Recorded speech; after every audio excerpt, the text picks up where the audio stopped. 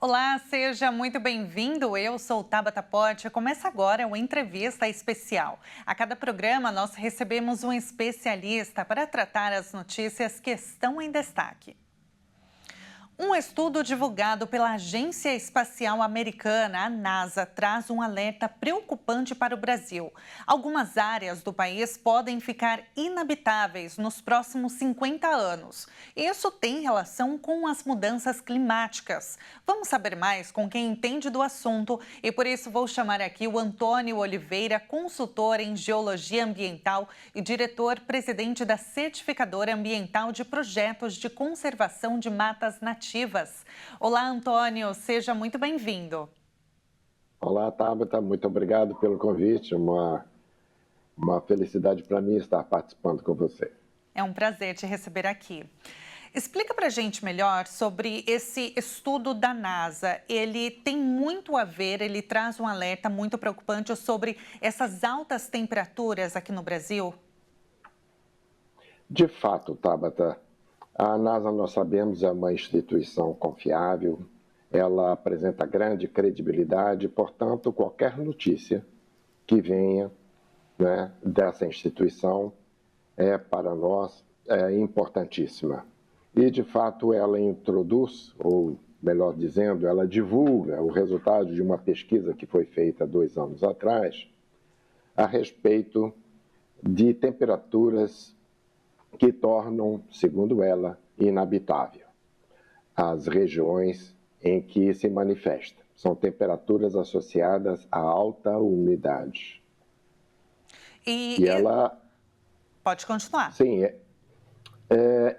Enfim, frente a todo esse quadro de mudanças climáticas e de alterações do planeta, que levaram, inclusive, à proposição da criação do antropoceno, é mais um elemento que vem a nos trazer preocupação, sim.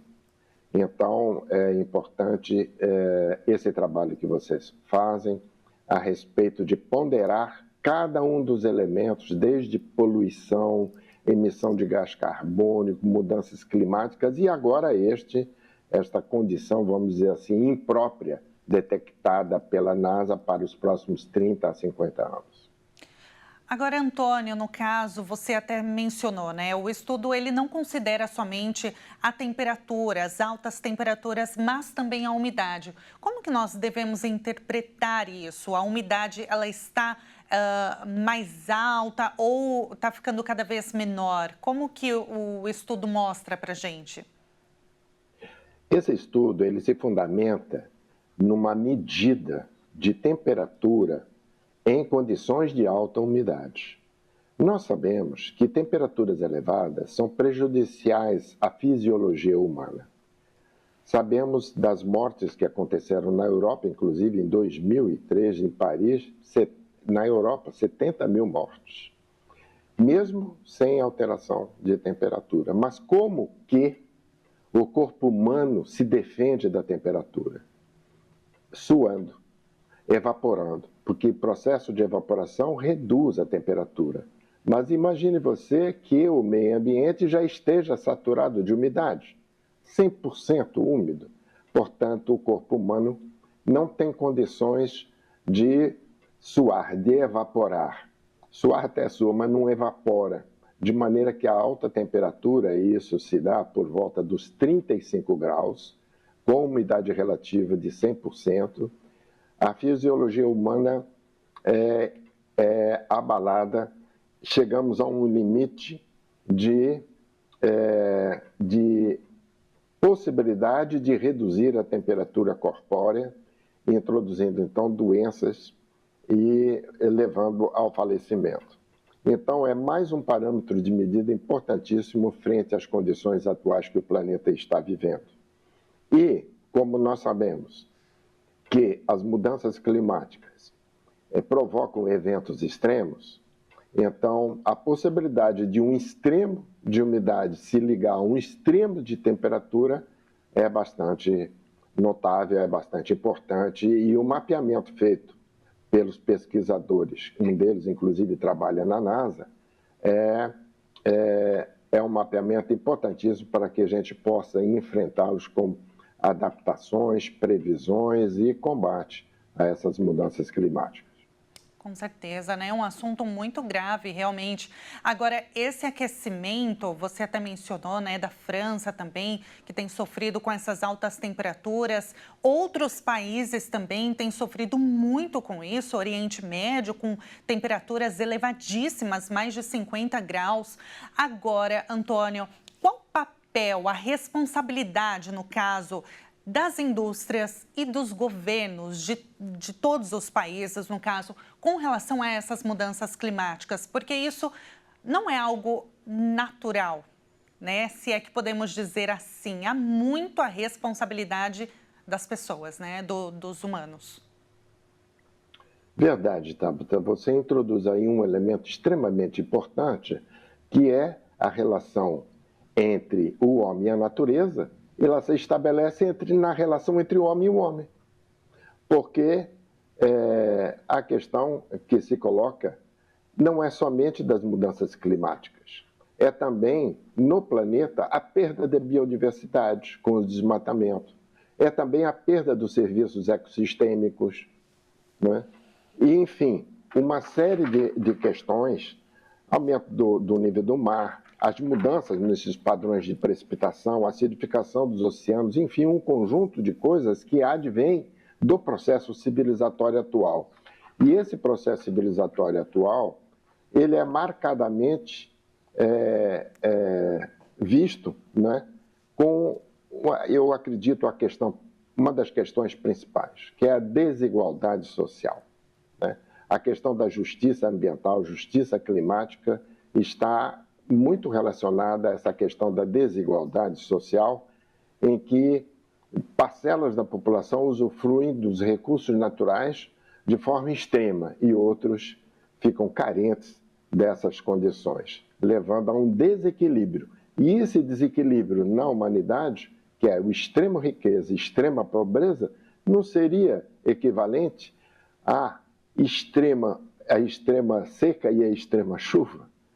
Parece que nós vivemos um momento na humanidade e no planeta de extremos e precisamos regularizar, equacionar e equilibrar nossas vidas entre nós, para que a natureza também possa participar de forma harmônica do nosso desenvolvimento como seres humanos. Você tocou num assunto muito importante, né, que realmente é com relação à desigualdade, Antônio, porque quando há casos extremos, né, como a gente viu no Rio Grande do Sul, a maior parcela da população que sofre com enchentes, com secas extremas, realmente é a população mais carente, né? A população mais pobre. E isso raramente atinge elites, pessoas de condições melhores, né? Se é que podemos dizer assim. Agora, nesse mapa feito pela NASA, nesse estudo, ele aponta as regiões que mais estão sofrendo ou que vão sofrer com essas altas temperaturas no decorrer desses anos, Antônio? Essa questão é bastante importante porque ele retira um pouco do caráter alarmante que ela traz. A gente precisa equilibrar um pouco as notícias para poder entender a realidade. O estudo foi feito sobre postos meteorológicos, de maneira que não houve uma regionalização nem identificação de países. Quando citado o Brasil, é porque no Brasil também ocorre em alguns pontos, mas nunca houve o estabelecimento ou delimitação de uma região. Mesmo nas partes do planeta que esse estudo informa e indica a existência dessas temperaturas críticas, eles não foram traduzidos em termos regionais, senão de uma forma genérica. Por exemplo, Sudeste Asiático, Oriente Médio, a parte sudoeste da América, e não por estados e nem por países. Esse é um ponto extremamente importante. Além disso, de não estar delimitada a região, é importante considerar que, ao atingir essas temperaturas, elas serão desfavoráveis na medida que elas permaneçam mais do que 2, 3 ou 4 horas, de maneira a afetar profundamente a fisiologia humana. E nós sabemos que o clima é dinâmico. O clima é dinâmico, não foram considerados, por exemplo, os ventos nesse estudo, não é? Então, são importantes estudos, esse é um estudo muito importante, mas há que se ponderar uma série de fatores a respeito, inclusive o fato de que a habitabilidade humana, a adaptação humana é bastante grande, sendo que a humanidade vive em todas as latitudes, dos polos ao Equador, né? Mas isso não retira a importância desse parâmetro. É como se nós estivéssemos observando um ponto específico que, somado a todos os outros que eu citei, conformam uma condição humana hoje que precisa ser trabalhada, melhorada. Enfim, é uma questão política, efetivamente, como você disse, dos governos, né, terem firmeza, né, nos propósitos de tantos acordos que já foram feitos, desde Kyoto, Paris, a COP recente, né, 28, agora vamos ter 29, e Belém do Pará, né, que vai ser a COP 30, para que a gente possa demonstrar que estamos caminhando para soluções. E que as ações sejam implementadas de fato, né, Antônio? Na sua avaliação, quais são as perspectivas futuras? Há possibilidade de, então, solucionar e reverter essas mudanças climáticas que a gente já tem sofrido tanto? Sim, há essa possibilidade, sem dúvida nenhuma, e é com isso que nós estamos lutando, né? Nós temos uma expectativa, porque nós viemos aumentando as emissões de carbono desde o ano passado, e este ano continua aumentando. A perspectiva é que 2025 ainda continue, mas depois nós chegaríamos, né, se tudo der certo nos acordos, a uma estabilização e finalmente a uma desaceleração. E nós estamos torcendo para isso. Eu, embora aposentado, já resolvi entrar nessa batalha e criei uma das primeiras certificadoras ambientais, né, para projetos de conservação de mata nativa por pagamento de serviços ambientais, cujos recursos vão para o proprietário, mesmo os pequenos proprietários. Nós temos que ter, nessa questão de crédito de carbono, uma justiça social, de maneira que todos venham a participar dessa grande luta da humanidade nesses tempos atuais. Agora, essa conscientização, ela deve ser de todos, né, Antônio, na sua avaliação, não só dos governos, mas que eles conscientizem também as grandes indústrias, né, que são responsáveis aí, mas também a população, com relação a pequenas atitudes do dia a dia, né, de fazer a reciclagem de forma correta, de jogar lixo no lugar correto. E que isso chegue numa cadeia, né, lá em cima, nas grandes indústrias, para que eles emitam menos combustíveis tóxicos, no caso, como você mencionou, que isso seja uma conscientização de todos, né, para que realmente a gente consiga reverter essa situação que nós estamos, que realmente é alarmante. De fato, Tabata, mas eu acredito que essa consciência das grandes indústrias, dos grandes empresários e de uma boa parte da população já esteja em plena vivência, né? A questão é sair dessa consciência para a ação. E essa ação que eu estou procurando trabalhar com pequenos proprietários, né, com desenvolvedoras que possam garantir a proteção de matas nativas. Mas eu estou dizendo somente daquela área que eu estou trabalhando, mas isso vale para todas. Partir para a ação significa realmente considerar que essa consciência deve nos impulsionar para soluções mais adequadas. E isso significa não somente o combate às mudanças climáticas, significa ao comportamento humano adequado, né, mais fraterno, solidário e com menos desigualdade social. Enfim, nós temos um bom desafio pela frente, mas é frente a esses desafios que a humanidade cresce. Com certeza. Então, é por aí que nós vamos.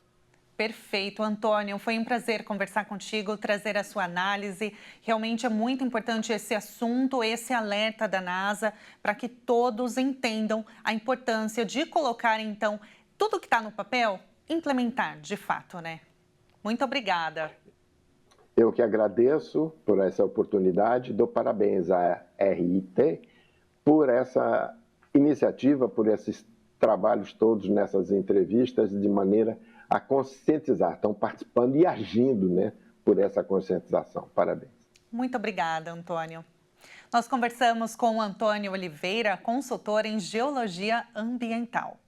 Se você quiser rever este programa e enviar para algum amigo, familiar, acesse o nosso canal no YouTube, Jornalismo Hit TV. O Entrevista Especial fica por aqui. Muito obrigada pela sua companhia. Tchau, tchau.